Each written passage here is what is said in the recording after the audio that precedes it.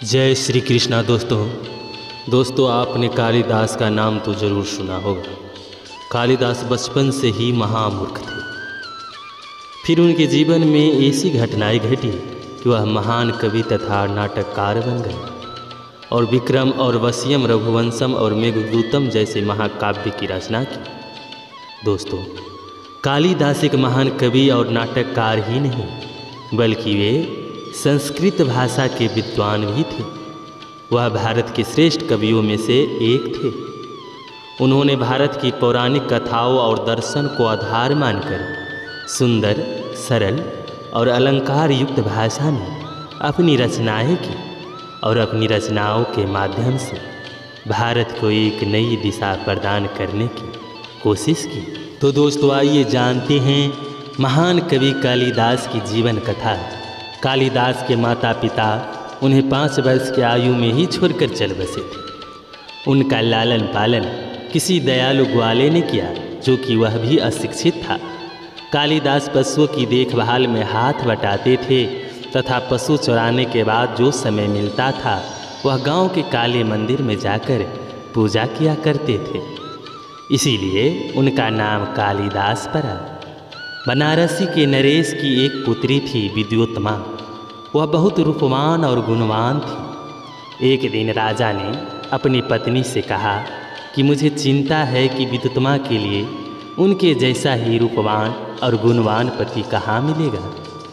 उनकी पत्नी ने कहा, बरूची सब प्रकार से उपयुक्त है। वह विद्वान तो है किंतु विद्योत्मा को मनाना सहज नहीं है। राजकुमारी विद्योत्मा को अपने ज्ञान का बड़ा अभिमान था। उसने अपने माता पिता से कहा कि जो पुरुष मुझे सशास्त्र में हराएगा वही मुझे पाने का अधिकारी होगा। बरूची ने जब यह सुना तो उसे राजकुमारी की चुनौती स्वीकार कर ली। विद्योत्मा बरूची की चुनौती सुनकर घबरा गई, क्योंकि उसे बरूची पसंद नहीं था और वह उससे विवाह नहीं करना चाहती थी। सशास्त्र के दिन विद्योत्मा ने शर्त रखी कि सशास्त्र मुख्य भाषा में होगा। उसने कहा कि मैं संकेतों द्वारा प्रश्न करूंगी, आप संकेतों द्वारा ही उत्तर देंगे। तब विद्योत्मा ने अपनी एक उंगली उठाई, परंतु बरूची को कुछ समझ नहीं आया और उसने हार मानी। विद्योत्मा खुशी से फूल उठी और उसने बरूची को धन्यवाद कहा और बरूची को यह अपमान सहन नहीं हुआ। उसने मन ही मन राजकुमारी विद्योत्मा से बदला लेने का संकल्प लिया। घर जाते वक्त बरूची को मंदबुद्धि कालिदास दिखे, जो उसी डाल को काट रहे थे जिस डाल पर वह बैठे थे। उसने कालिदास से कहा, अरे ओ मंदबुद्धि आदमी, यह क्या कर रहे हो? तुम नीचे गिर जाओगे। कालिदास ने कहा, तुम्हें उससे क्या, तुम अपना काम करो। बरूची अपने रास्ते चला गया। वो कुछ ही दूर गया था कि कालिदास नीचे गिर पड़े। उन्होंने बरूची से कहा, यह तुमने कैसे जान लिया कि मैं गिर जाऊंगा? बरूची ने कहा, इसमें जानने की क्या बात है, जो भी देखा वही बता दिया कि आगे क्या होने वाला है। कालिदास ने कहा, पर मैं तो नहीं समझा, तुम जरूर कोई ज्योतिषी लगते हो। तुमने पहले ही बता दिया मैं फिर से गिर जाऊंगा। कालिदास ने पैर पकड़ लिए और कहा, मुझ पर दया करो और बताओ कि मेरे भाग्य में क्या लिखा है।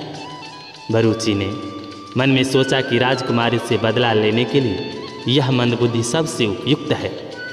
उसने कालिदास से कहा कि तुम्हारे भाग में राजकुमारी के साथ विवाह होना लिखा है। बरूची कालिदास को अपने घर ले गया और उसे विद्वानों जैसे कपड़े पहनाए। बरूची कालिदास को लेकर राजमहल की ओर चल पड़ा। रास्ते में बरूची ने कालिदास से कहा, ध्यान रहे, राजा को देखते ही उन पर पुष्प वर्षा करना और ओम स्वास्ति कहकर आशीर्वाद देना। दोनों राजा के पास पहुँचते हैं, तब कालिदास राजा पर पुष्प वर्षा करते हैं और ओम स्वास्ति के बजाय युष्टर का उच्चारण करते हैं। राजा को कुछ समझ में नहीं आता कि कालिदास क्या बोले।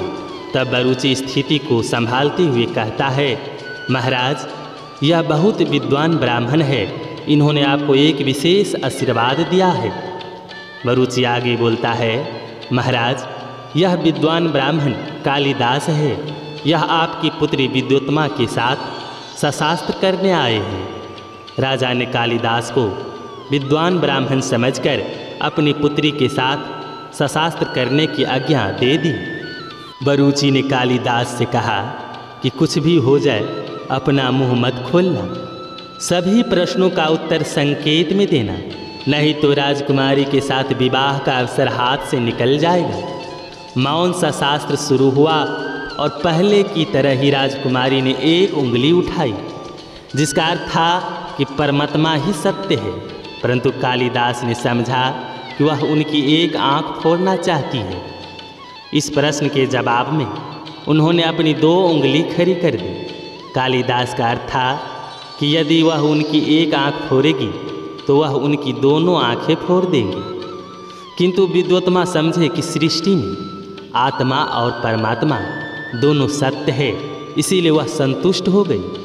फिर उसने अपनी 5 उंगलियां खड़ी की, जिसका अर्थ था कि हमारा शरीर 5 तत्वों से मिलकर बना है। कालिदास समझे कि वह उन्हें थप्पड़ मारना चाहती है, तो उन्होंने अपनी 5 उंगलियों को जोड़कर एक मुट्ठी बना दी और संकेत में कहा, यदि तुम मुझे थप्पड़ मारोगी तो मैं तुम्हें गुस्सा मारूंगा।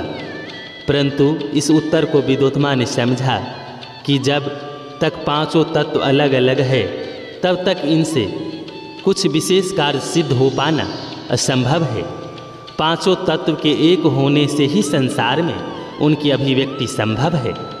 अंततः विद्योत्मा ने पराजय स्वीकार कर ली और उसने कालिदास से विवाह कर लिया।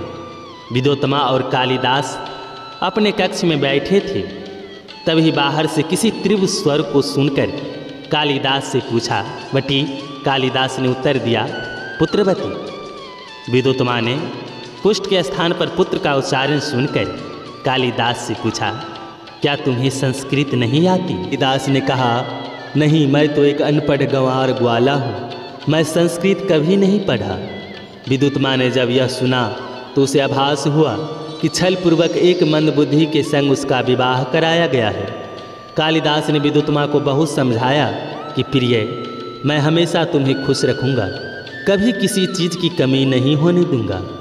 परंतु उसे एक मंदबुद्धि को अपने पति के रूप में स्वीकार करना पसंद नहीं था। उसने कालिदास से कहा कि तुम यहाँ से चले जाओ, मेरा पति तो कोई विद्वान ब्राह्मण ही हो सकता है, पर तुम तो एक मंदबुद्धि ग्वाला हो। कालिदास मंदबुद्धि तो थे पर लज्जाहीन नहीं। वह अपने आत्मसम्मान पर पड़ी इस चोट को सहन नहीं कर सके और वहाँ से वह चुपचाप चले गए। दोस्तों, आज की प्रस्तुति यही समाप्त होता है। अगले भाग में जानेंगे कि कालिदास ने विद्वान बनने के लिए क्या किया। उनकी पत्नी ने विद्वान बनने के बाद भी उन्हें एक स्त्री के हाथों मृत्यु का श्राप क्यों दिया और उनकी मृत्यु किस प्रकार हुई। दोस्तों, यह कहानी आपको कैसी लगी कमेंट में ज़रूर बताइएगा, और अगर आप हमारे चैनल पर नए हैं तो सब्सक्राइब ज़रूर कीजिएगा। धन्यवाद।